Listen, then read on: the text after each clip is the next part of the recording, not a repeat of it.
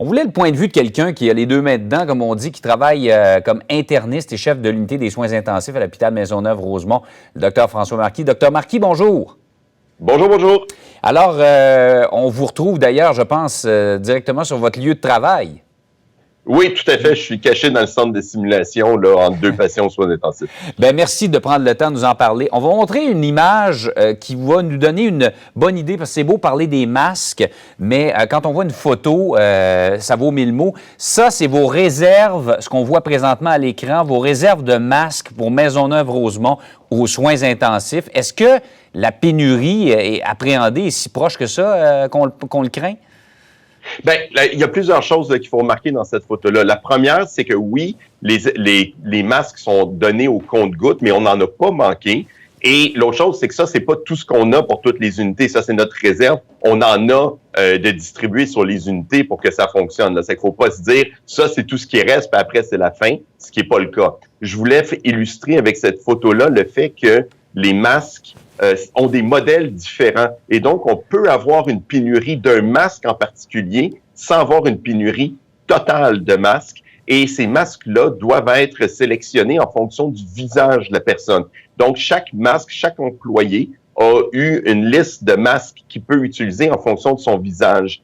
Et le problème, c'est que si vous avez un petit visage très populaire, bien, ça se peut que le 3M1860S, qui est rendu une rareté, soit le seul masque qui vous fasse. Et donc, si on n'a plus de ce masque-là, il va falloir vous affecter à autre chose pendant qu'on trouve du monde qui peut porter les autres masques. Donc, c'est un cauchemar de planification pour vous autres quand même. Là. Ça veut dire qu'il faut prévoir en termes de « OK, cette personne-là aura plus de masque pour elle, donc il faut que je la fasse faire autre chose ». Vous êtes justement à gérer une unité. Ça demande, c'est un cauchemar de logistique, là. Oui, effectivement, c'est une variable de plus dont on pourrait vraiment se passer. Mais comme les soins intensifs sont séparés en zone chaude et en zone froide, ben on sait que les gens qui sont dans la zone froide n'ont pas besoin des N95, donc on va les réassigner là.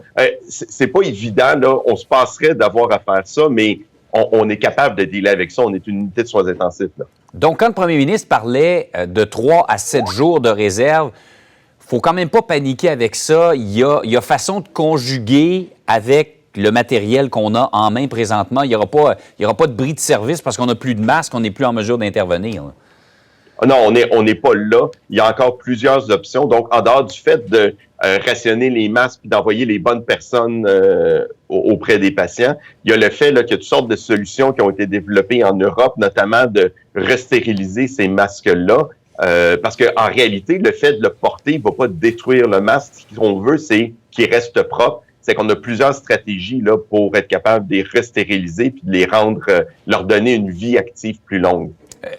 On a parlé également, je pense que c'est la ministre de la Santé, Mme McCann, hier, qui a parlé de stériliser, par exemple, des visières parce qu'on manque de matériel là également. Est-ce que c'est votre cas? Est-ce que vous en êtes rendu là à réutiliser des visières?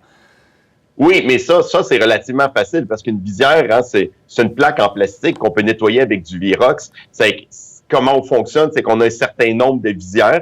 Quand on rentre auprès des soins des patients, on les laisse à un endroit, puis on a un préposé qui ne fait que les laver avec une solution là qui détruit le virus, puis on les réutilise. Mais ça, on fait ça depuis le début, dans le but justement de préserver le matériel. Le problème avec les masques, c'est que c'est poreux. C'est que si je fais juste les tremper dans la solution, ben là, ils sont tout mouillés. Là. C'est qu'il faut trouver des solutions qui sont capables de désinfecter tout en gardant le masque utilisable.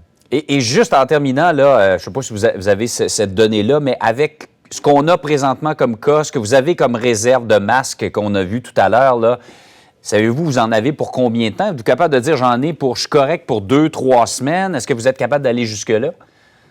Non, parce que je ne sais pas combien il y en a de cachés dans quels hôpitaux autour de nous. C'est que c'est vraiment un pool québécois, puis on échange en fonction des cas, là. Bien, Dr Marquis, c'est quand même relativement rassurant dans les circonstances. Il faut qu'il y ait du matériel qui rentre, mais on n'est pas quand même au dernier masque. Il y a moyen de conjuguer avec ce qu'on a en main. C'est ce que ça nous permet de réaliser ce matin. Merci beaucoup encore une fois d'avoir pris le temps de nous en parler ce matin. Merci, bonne journée. Bonne journée.